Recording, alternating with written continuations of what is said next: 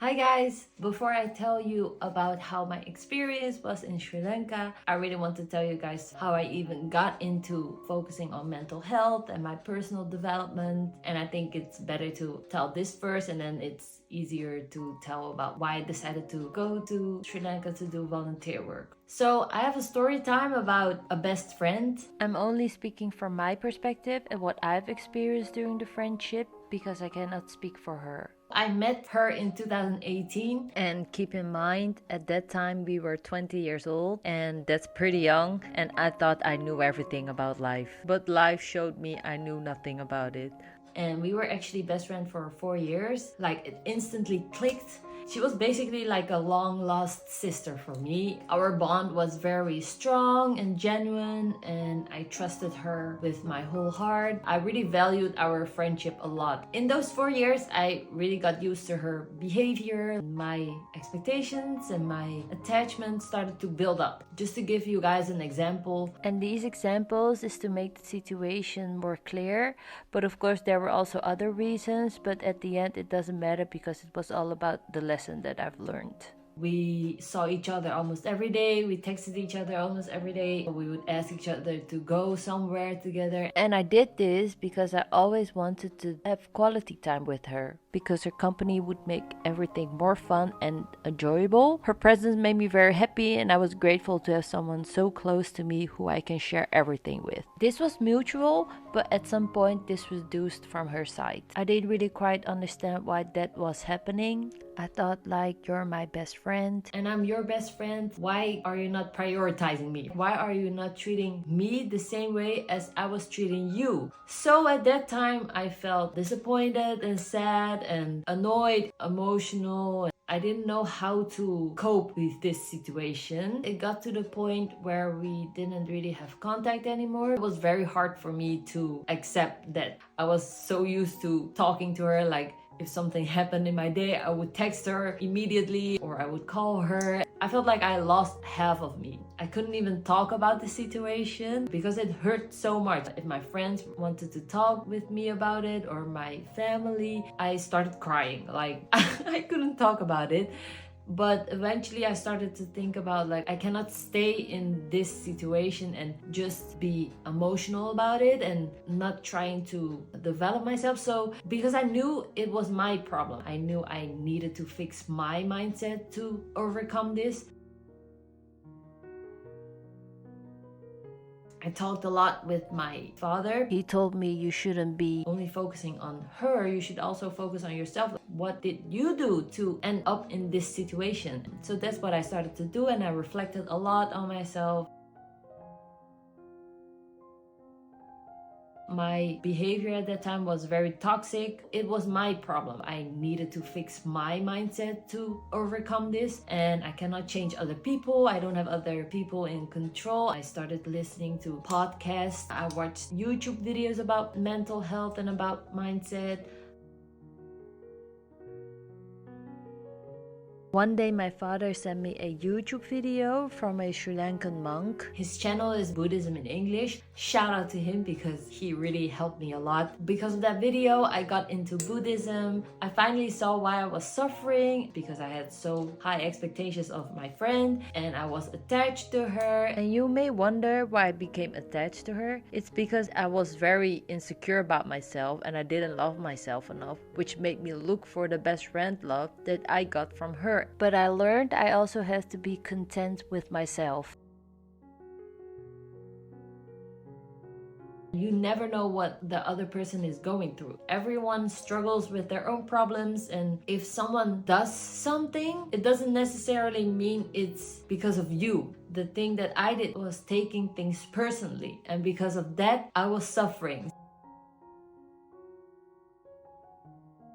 Everyone shows love differently, and we cannot expect people to show love how we want to receive it. If you do something, you want to do it because it comes from your heart and not because I want to satisfy the other person or I think I will receive something for it. No, just do something if you want to do it. We all have an ego, and that destroys bonds because people often prioritize their own needs above others, and this can make it difficult for people to understand and empathize with someone else's feelings. Yeah, one day we're all gonna die, no one will remember us, so why can we not be more nice to each other? Because you have nothing to lose by doing that. We're all in this life together.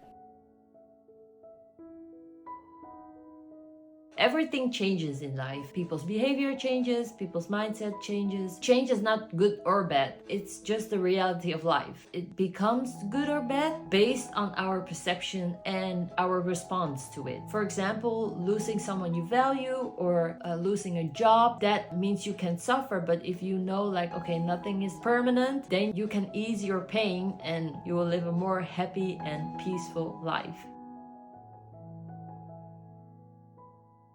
So eventually I was ready to have contact with her again. I think I reached out to her a couple times. I didn't really get a response. That was fine for me because I also learned like everyone has their own path and everyone has their own time.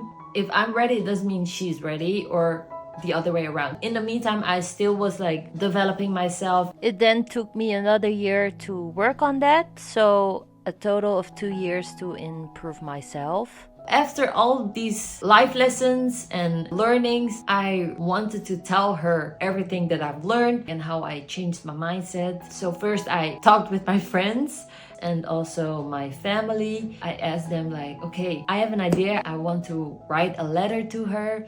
What do you guys think about? Some of my friends and my mother and brother, they were like a little bit skeptical and they thought like, okay, if you write this letter, you're gonna tell everything. What if she doesn't want contact with you or she's not ready for it yet? They were just actually scared that I would fall back into the same situation, like me being sad or disappointed. And then I told them, I think I'm ready for this because I know don't expect anything. I mean, like you have expectations, but don't attach to it. I'm also going to write in that letter that she doesn't have to give a response. It was just more something for me to do for her. So after explaining all of this, they were like, yeah, if you feel like it, you should definitely do it. And my father, he got emotional after reading the letter and he was like, this is such a good thing to do. And he was very proud of me. So eventually I wrote that letter. It took me some days. I had to explain everything clearly because sometimes in words you cannot express everything and maybe they will take it wrong or you actually didn't mean to say it that way. So I was like reading everything multiple times and then I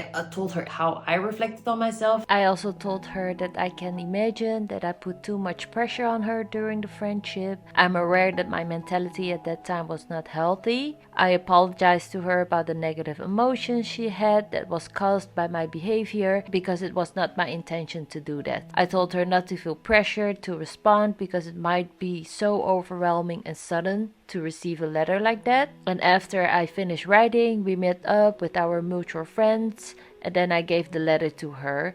I was a bit nervous because I had not spoken to her for a very long time, but I knew it was the right thing to do for me and to see myself grow a lot mentally.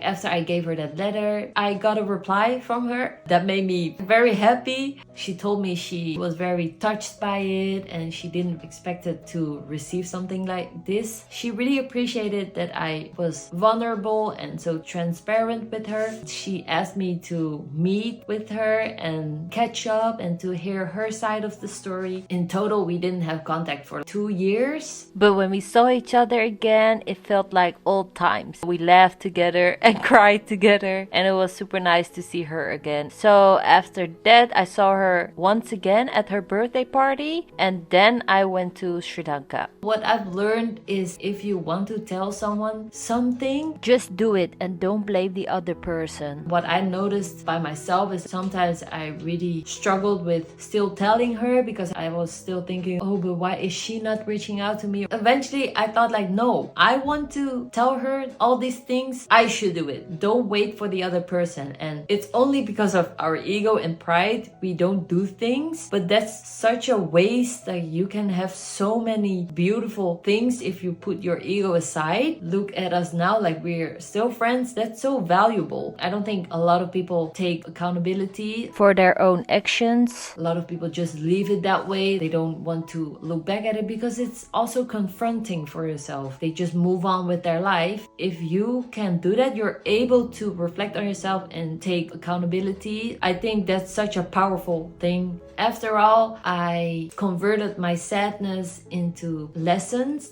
I look at life like this: you either learn things or it's a positive experience. If it's a bad experience, try to learn from the bad experience and turn it into a lesson so you will grow. I look back at the friendship with a big smile. Like, I'm so happy everything happened the way it happened, because otherwise it wouldn't open my eyes. And I think it had to be like this. Like, everything happens for a reason. Like, I'm still learning a lot about mental health and about life, how to cope with certain situations and stuff. If you see this video, girl, which you probably will because I texted you that I posted this video, thank you for being you, and thank you for being my best friend at that time. And I'm so grateful for you as a person and everything you have done for me.